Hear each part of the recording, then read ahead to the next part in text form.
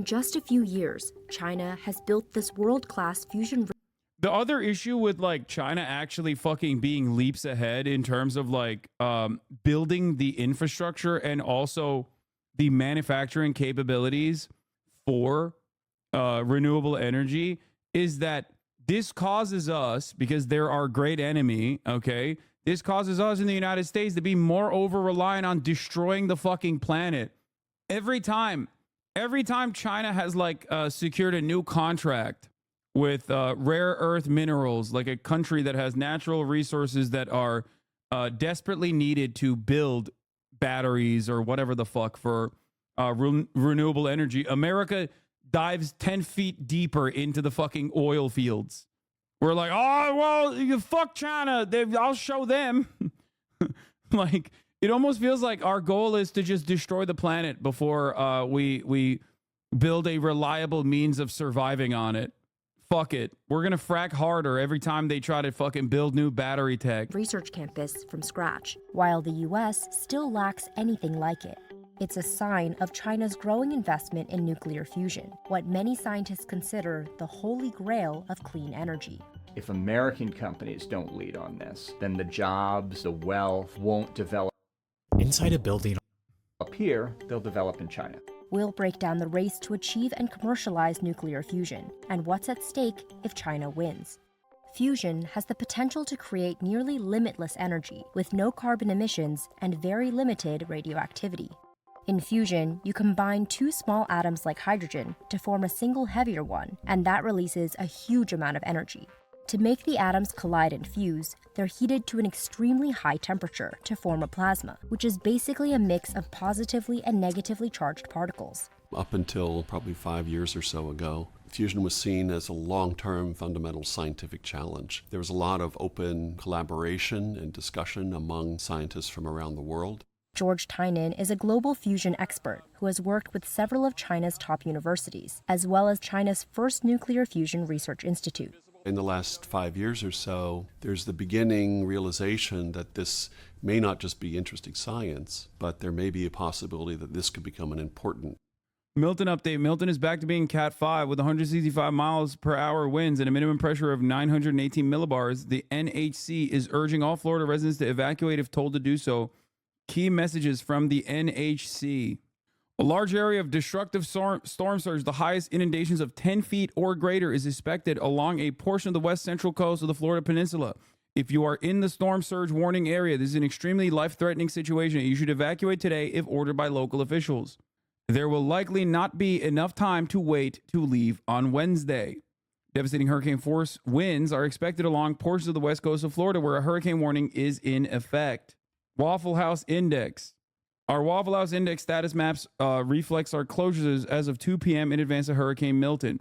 More updates to come. Please stay safe due to a potential for variations of Milton's path. This information is subject to change without notice. That's how you know this shit is done, dude. There you go. One of the most reliable ways of figuring out how devastating the natural disaster is going to look like.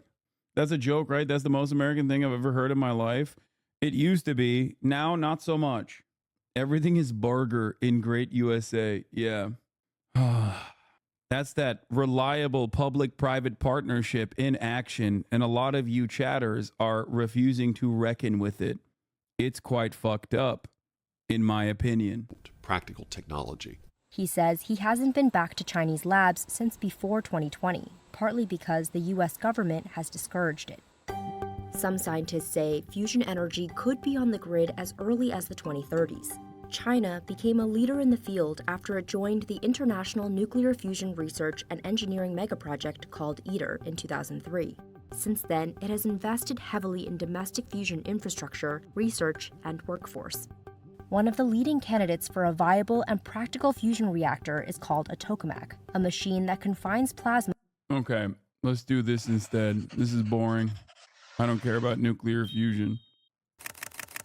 China, the big bad boogeyman for the West, leads the world in clean energy production.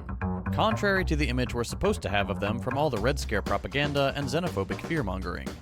Once seen as a major polluter, China has, in recent decades, implemented a rapid transition to clean energy, away from fossil fuels. This monumental transformation is happening even as Western sanctions and tariffs on Chinese renewable products threaten to stall this critical progress. In this video, we'll take a look at China's remarkable journey, explain why this all happened, and discuss the crucial role China plays in the fight against climate catastrophe. But before we do, I'd like to take a quick moment to thank our channel sponsor, Aura. As you all know, we make political content here and on our other channels. Unfortunately, that means some people don't like us very much. These days, a quick Google search is all it takes to find someone's personal information. Peace of mind. This is an older video, Support the so I'm show and skipping protect it. your valuable data by signing up today at the link below.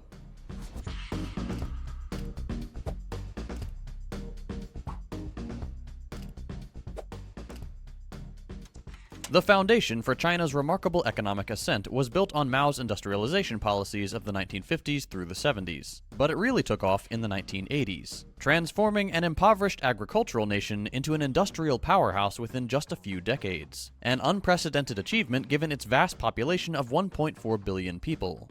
China's rapid growth has puzzled Western economists, who genuinely believe free market capitalism to be the most effective approach. This swift transformation is a testament to the success of the Chinese model of economic development, exemplified by significant state intervention and planning, two of the scariest things to Western politicians. By 2016, China's per capita income... It goes against our entire principle. It goes against our entire worldview. And the only way that it was okay. The only thing I will say about this is the reality that China was able to sneak away by offering basically free labor, okay, for years and years. The only reason why it was allowed to utilize central planning to develop this way in such a short period of time that confuses Western economists is because they were not brought to heel through direct warfare, because it was the manufacturing hub for all of our favorite greedy capitalists. That's it. It was far too far too good for the profit margins. It was for our capital owners. They were like, "No, it's great. It's fine. Even if they steal our IP, it's fine." This was basically short of like being in writing for decades, that China was like, "We'll be the manufacturing hub for you. You will be able to transfer all of your labor to the Chinese economy, but in return, we just take your IP." Everybody knew that was happening. They didn't give a shit because they were like, "What are they going to do? They can't make fucking comparable products." No foresight whatsoever. Exactly, short-term profit seeking. And also it was quite beneficial for capital owners because guess what? They ended up undermining U.S. labor. They ended up undermining Western labor in general. That was the reason why, unlike other countries that had socialist or socialist adjacent projects of their own, or tried to implement some kind of central planning, obviously one of the consequences was also not having the technology to be able to implement it. But beyond that, the major reason why there was no hellfire brought upon China was that it was too valuable for capital owners. Okay, that's it. And in that time frame, not because of the opening of the Chinese markets that China was able to thrive, it was the central planning that continued, that caused the benefits, the capital that was flowing into China to be distributed as evenly as possible. Okay? I don't even like the steal our IP thing. Everyone seems to think that that's how they got good at EVs, but Belt and Road battery development are not stolen IP. They're just superior planning. They were late to the EV game, but are ramping so much faster than everyone else. People also complain about state subsidies, but we do that too. And to be honest, our dollar value subsidies the EV producers are higher. They just came later. Yeah, if you want to see what it would look like if China developed in a way that was more beneficial for capitalists without maintaining some kind of like central planning over this vast land with 1 billion people, look to India. That's why a lot of neoliberals love India as the new manufacturing hub, as a counter to Chinese influence. Obviously, it's far more complicated than just that, but, you know, that is the major that is what it looks like when you don't have capital, when you have capital flowing into your foreign capital flowing into your country, but you don't have any sort of interest in through fascist governance in implementing any sort of larger anti-capitalist planning that ends up benefiting as many people as possible. Obviously, India was also significantly worse off in terms of its colonial impact. There are many different reasons for it. There's a lot more. There's a lot more inner political struggle. India is so vast. So is China, but India also has its own litany of political complications. I'm not saying India is one unit versus China is another. These are very reductive. These are very reductive terms in which to describe it. But, let's continue. Income had surged, and the country had become the world's largest manufacturer, producing nearly 50% of the world's major industrial goods, including crude steel, cement, and coal. It shouldn't come as a surprise that these advances also landed them the number 2 spot, earning the title of the world's second largest economy. Meanwhile, in the U.S., traditional auto manufacturers look for any excuse to get out of the EV game, so they lobby for tariffs and then cool their production plans. Tariffs are not great. Tariffs are not for more time to ramp. It's just protectionist bullshit because they got beat.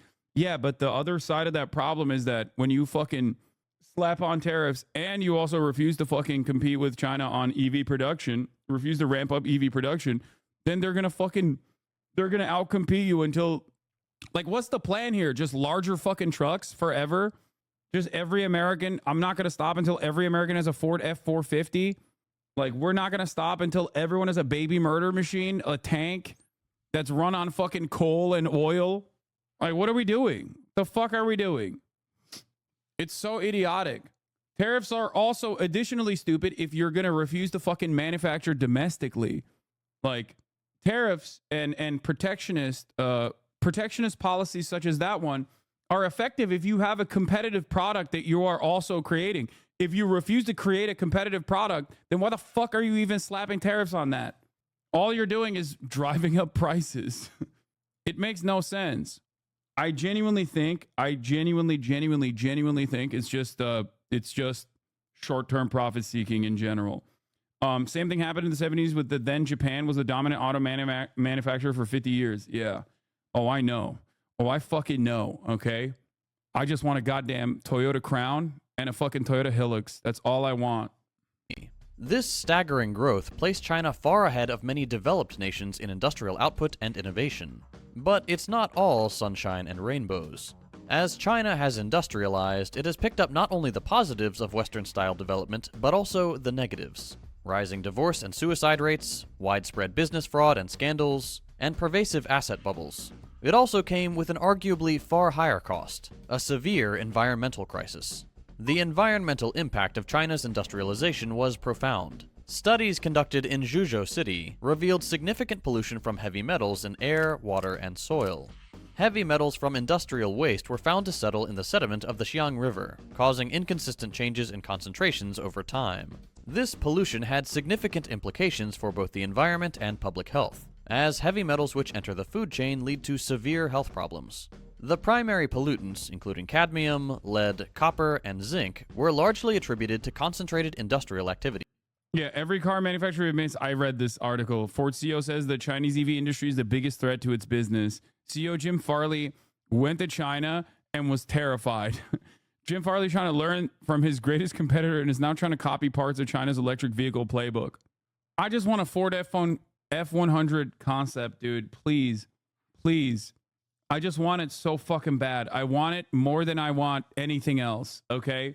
That's all I want. I want the Ford F-100 concept EV. I want it so fucking bad. Please, please, please make it. Please. Please make it. Mass produce it. I swear it will sell out. I swear. Also steal the Chinese IP. Make it fucking use that battery and then gas powered generator system that they have over there. I don't give a fuck. Just please. The fuck is your ass gonna carry in a truck? First of all, it's ironic that you say this because one, I have a surprising amount of need for a truck due to my brother.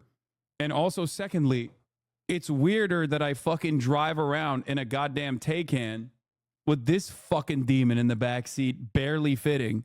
Don't you guys have the Ford F-150 Lightning? Yeah, but it's not that good. It looks so fucking sick. The F-100 Illuminator concept. Oh, God, I want it so bad. Oh, it's so fucking sick. Anyway, let's continue. Vegetables absorbed heavy metals more easily than rice, but the concentration of heavy metals in both was higher than the edible standard and background value. Like other economic powers, China's environmental challenges have not been isolated. The global nature of its economic activities means that pollution and environmental degradation have far-reaching consequences. This is a critical consideration as China continues to play a central role in the global economy, influencing environmental policies and practices worldwide.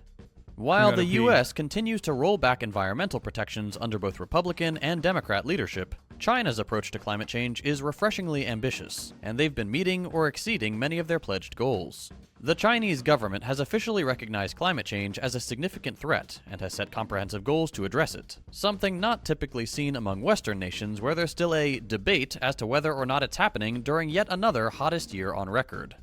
In September 2020, President Xi Jinping announced China's aim to achieve carbon neutrality by 2060, which has and will require substantial changes in the country's economic and energy infrastructure. This goal has been supported by numerous policies designed to reduce emissions and promote low-carbon technologies.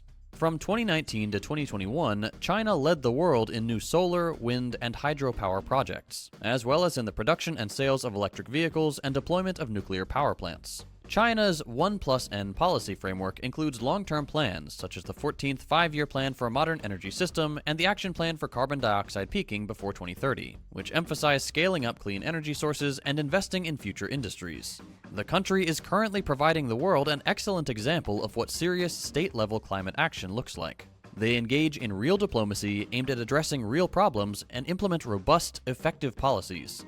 Because of this approach, China is positioning itself as a global leader in renewable energy deployment and climate change mitigation. Over the last few years, China has consistently topped global rankings for new renewable energy capacity, underscoring its commitment to sustainable energy sources. The country's advancements in energy storage and grid infrastructure have been pivotal, enabling the efficient integration of renewable energy into the national grid and enhancing energy security.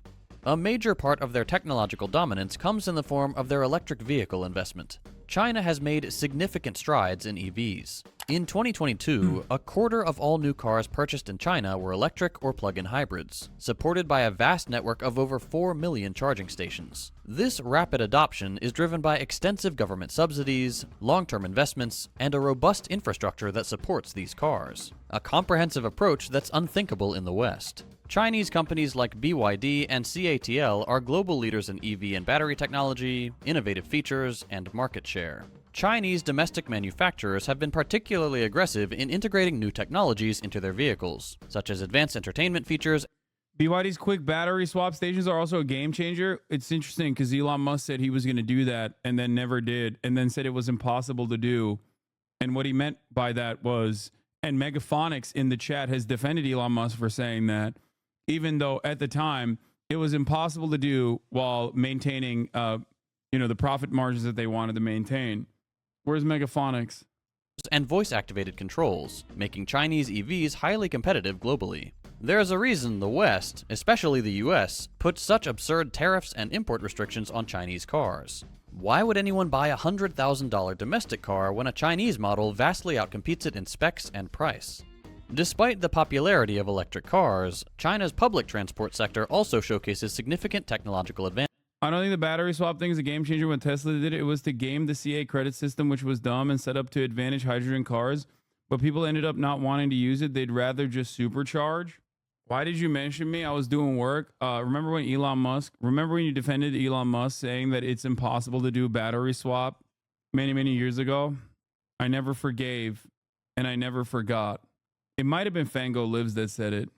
It was one or the other. Pretty sure it was Megaphonics. Advancements. China leads in the adoption of electric buses, with cities like Shenzhen achieving 100% electric bus fleets in 2017, 7 years ago at time of writing. This transition has set a high and necessary bar for urban transport electrification. The majority of the world's electric buses operate in China, which has led to a massive reduction in urban air pollution and greatly enhanced public transport sustainability. And now we come to one of the more controversial clean energy alternatives. I follow a Brazilian communist streamer who's very critical of China and was invited to the country by the Chinese government along with South American influencers who were completely shocked by the Xiaomi factory. That's fucking bullshit. The Chinese government invited a critical communist Brazilian streamer. Okay, I need to be more critical of China. That's fucking bull. Oh God. Oh no. I'm critical of China in all the worst ways that they will never actually. They won't invite me. They won't invite me because the things I'm critical of China are things that they're not going to change, or things that they've done that they choose not to acknowledge. If I was critical of China in like dumbass ways, like, oh, it's gonna collapse any day now, they probably would invite me. I'm out here simping for free. I saw Megaphonics say that I was the battery. We're talking, of course, about nuclear energy. And here again, China is making substantial progress, currently constructing about a third of the world's new nuclear power capacity, a massive long-term investment in energy diversification. This clearly demonstrates that The doubter will always get closer access to the Lord. they aren't focused on short-term financial gains, but rather are building for the future. I'm going to start subtly being like, I bet these Chinese high-speed rail projects are bullshit. Trains can't go that fast. Come on. Prove it, China. What are these tier 1 cities? What are these tier 1 cities all about? I don't believe it. I bet they're all ghost cities. They're all empty. It would sure be a shame if the Chinese government invited me to go visit them in person. That would sure be bad. Oh, man. There I'd be with egg on my face if they were to prove that these tier 1 cities are actually technological marvels. I don't believe it. There you go. Expansion in nuclear energy complements China's renewable energy efforts by providing a stable and low-carbon energy supply to support its long-term climate goals. In general, the renewable sector has been a major positive in the Chinese economy, benefiting from a surge in government stimulus as Beijing recovered from the effects of COVID-19. China's dedication to combating climate change extends to its active participation in global climate agreements. Their pledged commitments under the Paris Agreement are significant, aiming to peak carbon. It's crazy because, like, I already do it for free. Why pay for the cow when you can get the milk for free? Okay? They're out here giving money to fucking streamers again to play Wukong again. I already played it for free and glazed it the entire goddamn way. Okay? That's the problem. That's the problem, chat. I'm already giving that titty milk. I'm lactating like a motherfucker. Bro, on that close-up shot, you can really tell that you're 35. Really? You can? That's crazy. Do you like it? I'll keep doing it. Kind of wrong the joke about this. Carbon dioxide emissions by 2030 and achieve carbon neutrality by 2060. China's nationally determined contributions, or NDCs, reflect a genuine ambition to reduce carbon intensity and increase the share of non-fossil fuel energy sources. In 2021, in the Paris Agreement commitments that China submitted to the UN, Beijing pledged to strictly limit coal growth, strictly control new coal power, reduce energy and carbon intensity by 2025, increase the share of non-fossil energy sources to 20% by 2025 and 25% by 2030, and to generate 50% of the increase in energy use from 2020 to 2025 from renewable sources. Through these international commitments and proactive policies, China is not only addressing its domestic energy needs, but also contributing significantly to global efforts to mitigate climate change. Now that we've looked at a successful approach, which is making The fuck do you say to people that argue that the Chinese move to green energy is shit and bad because of solar panels and wind turbines use materials bad for the environment? Or they talk about like the natural resource extraction process that is done through like incredibly unethical means. And the question you should ask them is how they feel about oil and gas in general. Because from a utilitarian framework, it's still better for the fucking environment overall. If both of these natural resources are being extracted in insanely fucking violent and unethical means, at least one is significantly better than the other in terms of its impact on the environment. And also, I have noticed that. I have noticed this argument where they'll be like, well, you're fucking your batteries, like these batteries that you need to use for EVs are being extracted in incredibly unethical means, which is crazy. Okay. Because we've literally sent out, like, Shell and ExxonMobil have employed paramilitaries in places like Nigeria specifically to, kill whichever leadership was not giving them the best possible contract. So the idea that that the current oil extraction scheme is far more ethical than like the conflict minerals necessary for renewable energy and the battery structures that they have is ridiculous. Like, half of the population of oil countries are Bangladeshi slaves, and these motherfuckers talk about human rights. Exactly. Making a meaningful impact on climate change, let's look at the West and see how they're approaching apocalyptic, irreversible climate change. If political rhetoric is to be believed, it must be better than China, right?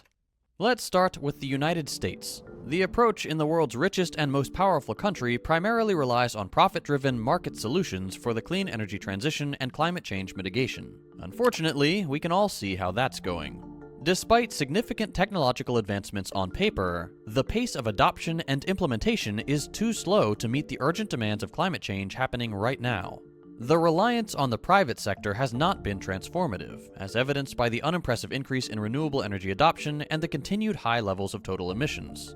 This is the key failure of the capitalist model. When the choice is between more profit now and sustainable profits later, the short term always wins out, regardless of the consequences. The American approach is destined for failure. Relying only on the goodwill and initiative of the rich, it must somehow contend with entrenched low-cost energy infrastructure, the high cost associated with a rapid transition, and resistance from established industries. Additionally, there are financial barriers to investing in emerging technologies, especially in developing countries and among lower-income households. Policy changes such as increased investment in scientific research, ending fossil fuel subsidies, and introducing carbon pricing are necessary, but have been met with significant political resistance and are unlikely to be implemented in the time frame required. And according to many experts, we're already past that window. This profit-driven model, heavily influenced by elite economic interests and the fossil fuel lobby, has caused a slow adoption of renewables. The American approach is further undermined by the lack of comprehensive and cohesive national policies. Because what good is freedom if you can't refuse to cooperate? State-level initiatives vary widely, leading to an inefficient patchwork of regulations that are often inconsistent and insufficient. This fragmented approach to policy, coupled with reliance on the invisible hand of the market and decentralized, often childishly obstinate state government to address a global crisis requiring unified and decisive action is, to put it lightly, only a little less useless than plugging your ears and pretending climate change isn't happening, which some states also do. Next, we'll look at the European Union, United States Light. Fewer calories, same support for genocide. The EU has adopted a regulatory and policy-driven approach to clean energy and climate change, aiming for climate neutrality by 2050. This approach is far better than the US's, as it relies on comprehensive legislative frameworks and international cooperation, with significant financial investments required from member states. The EU's energy sector, responsible for over 75% of its greenhouse gas emissions, is undergoing a substantial transformation to achieve a net zero economy. However, this approach has its own drawbacks, especially for a loose federation like the EU. The financial burden placed on member states and the uneven implementation of policies across the Union are significant obstacles. The ambitious targets set by the EU require coordinated efforts from all member states, which has proven to be a complex and often contentious process. This mirrors some of the challenges the US is facing. It turns out that implementing large-scale environmental policies within a diverse political and economic union is difficult to say the least. What's more, the EU's approach exacerbates economic disparities between member states. Wealthier countries are better equipped to make the necessary investments and adjustments, while poorer nations struggle to meet the same standards without significant external support. And unfortunately for them, their fellow member states aren't helping. So, despite being a collection of the richest and most powerful nations on Earth, built upon centuries of domination and their own heavily polluted past, the West is not only failing to implement policies, they are functionally and technologically years behind China, a country that is routinely criticized for not doing enough about climate change by these very same countries. And it's not just words. The Western powers are actively trying to undermine China's progress. The West, particularly the United States and the European Union, have imposed significant sanctions and tariffs on Chinese renewable products. These actions, framed as Hell yeah, brother. That's right. People also argue that the North American resource acquisition and extraction is more ethical and more regulated, thus being more environmentally friendly, which there's something to be said about, but this is not the argument most people think it is. North American resource acquisition and extraction is not more ethical and more well regulated. That is pure Orientalist thought. Okay? It's pure Orientalism. It's very simple. That's the precise reason why people will be like, China's policies in Xinjiang, which were unimaginably restricted and caused cultural genocide, mass fucking surveillance, all of this stuff, are far worse than the actual, literal, complete genocide, ethnic cleansing campaign that is being initiated in Gaza right now to the Muslim population, to the Arab population. It's far worse. That is precisely the reason why people always fucking point to, like, I don't know, Chinese Coast Guard fucking pumping water at like Filipino boats or some shit in the South China Sea as like a massive point, a massive point of contention in the middle of like Russia pillaging fucking Ukraine, pummeling Eastern Ukraine, or America also funding and facilitating an ethnic cleansing campaign. It's like, it's far worse when China does like, I don't know, border wars or whatever with the fucking Indian army. It's far worse. Like a minor infraction in comparison to like major violations of any matter of international law. And before oh my God, I hate this argument because anytime I bring up Xinjiang, there are like MAGA hogs, but for China, that come in and go, well, there were extremists there. What are you supposed to do? Okay, just not realizing that you're making the same argument that America made for its war on terror in a situation where I'm like currently explaining to you that obviously America's war on terror was far more consequential and far worse overall. Okay, there is no reason to ever defend another country. Critical support means you can criticize them. You know what I mean? Critical support doesn't mean like unconditional support. Communist and neocon pipeline, it's just very weird. Comparing it to the USA war on terror gives America's comfort. Yeah. It's ironic because Xi Jinping famously also said we learned it from you in dealing with the extremists in Xinjiang. The point is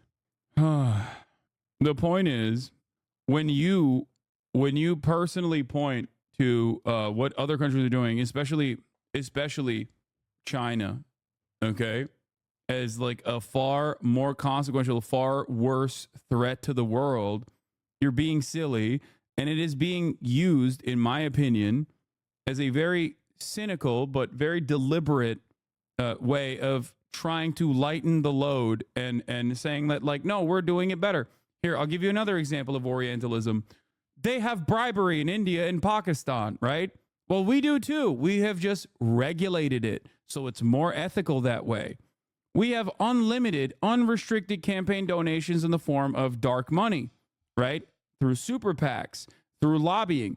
That's just bribery. It's the same shit. We've just legalized it, so it makes people think, oh, well, it's far better to do it that way. Other countries have slavery. Well, we've codified it to make it legal again in the form of the 13th Amendment, which is supposed to abolish slavery, but it hasn't really abolished it unless it is done within the confines of our criminal justice system. We just add like one extra step and like legalize it by different means, okay? And then we think that that somehow makes it better. That's why our foreign adversaries have gulags and work camps. We, on the other hand, have slave labor in our prison system, but that's something totally different. We legalize it. It's different, okay? It's pure American exceptionalism. That's why a lot of people, when I criticize China or when I criticize Russia and compare it to the United States of America, a lot of Americans who are primed to defend America and have that American exceptionalist attitude think that I'm defending these countries and their actions, okay?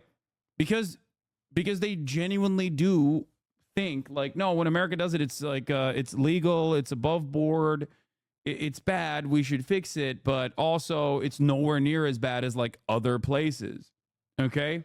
Yeah, China really fucked up. They should have built their torture facilities on a nearby island offshore so they could do this legally. I agree. Anyway. Efforts to ensure fair trade greatly hinder the fight against climate change.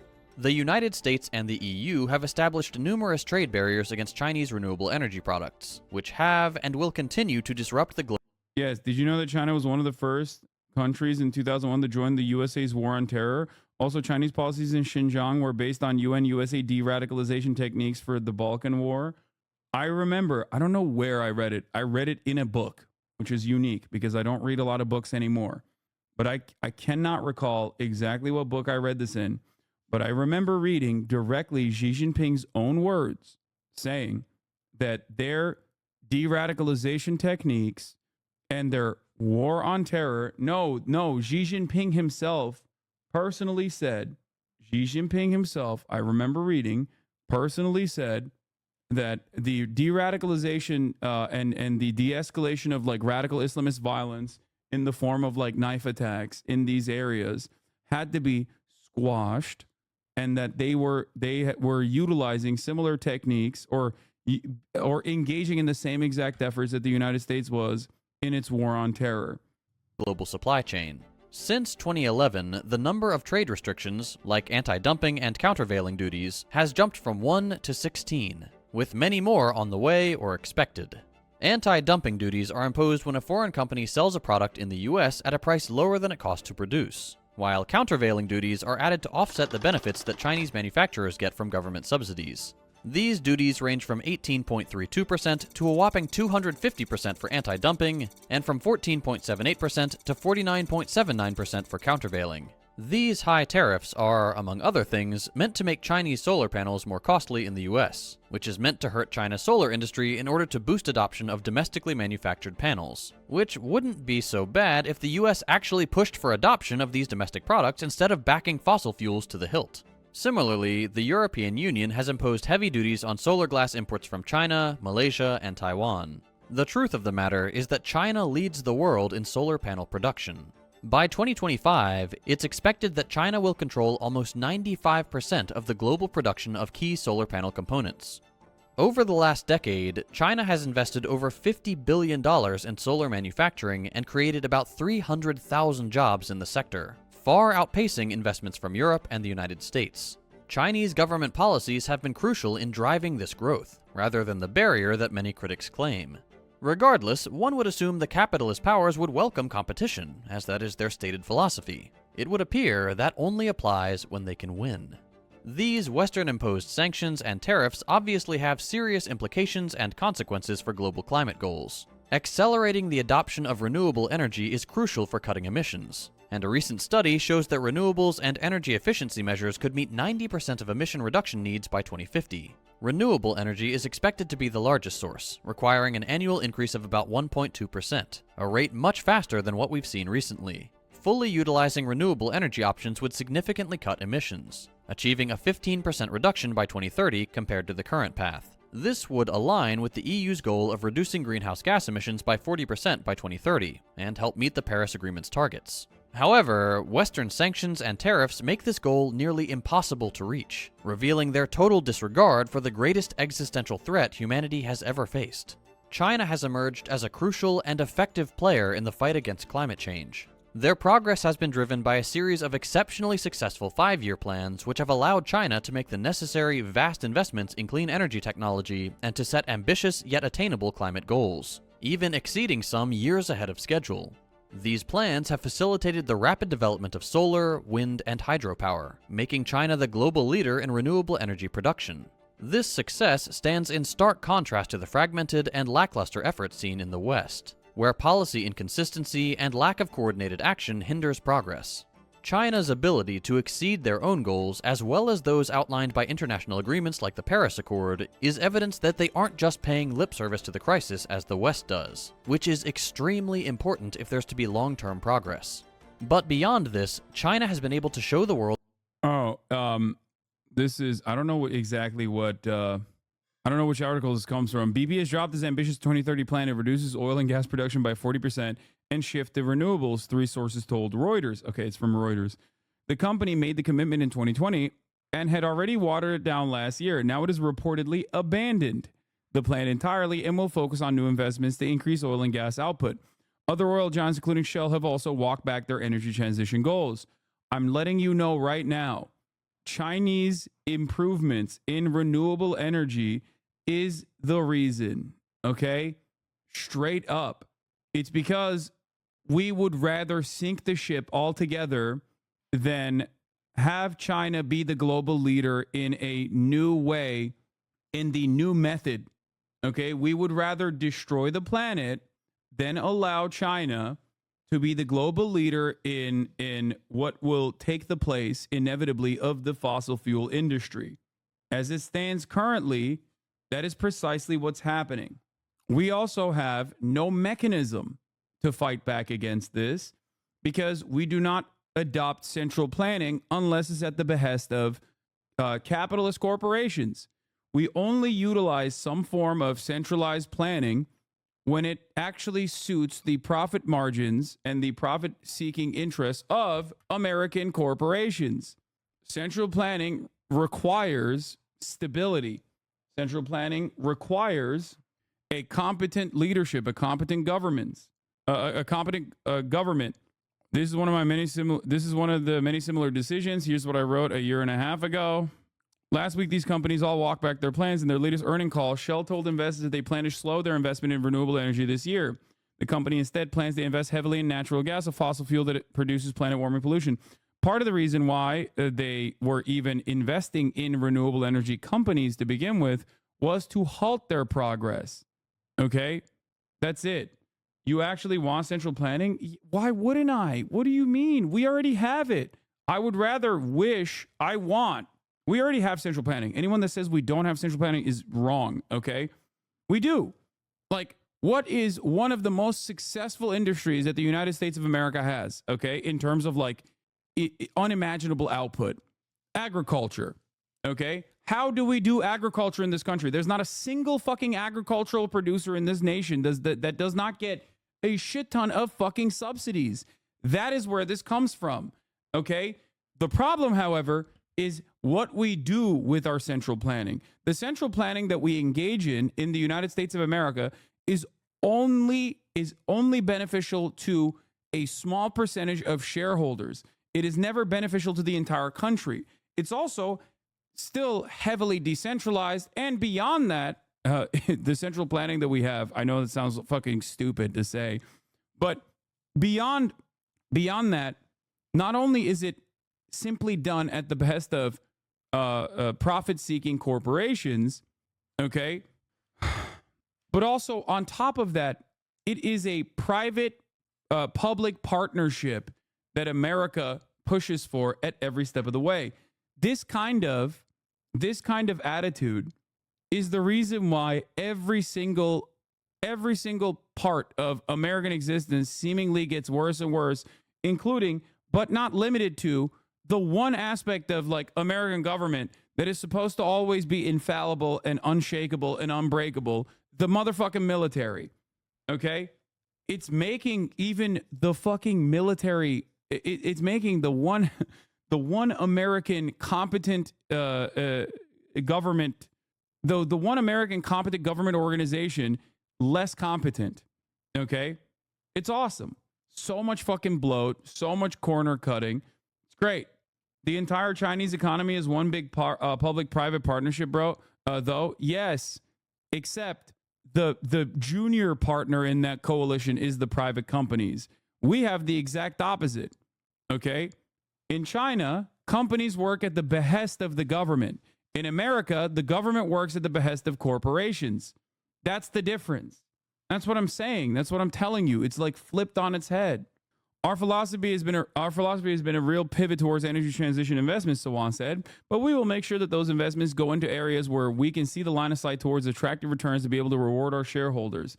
I've always maintained the position that there's 2 reasons why fossil fuel companies did this. One was obviously because fossil fuels are a finite resource and someday it's going to end. Okay? There is just not going to be enough to extract. They know that. If I know that, they know that too. So that was one of the reasons why they wanted to hedge their bets for the future. The other reason was so that they could, and this is very cynical, so that they could basically slow the progress to ensure that renewable energies can never outcompete fossil fuels when they still have enough fracking come that they can frack out of the goddamn earth. Wow, so impressed. I found the liberal Rush Limbaugh. Yeah, you got me. I am not a liberal, though, I don't think.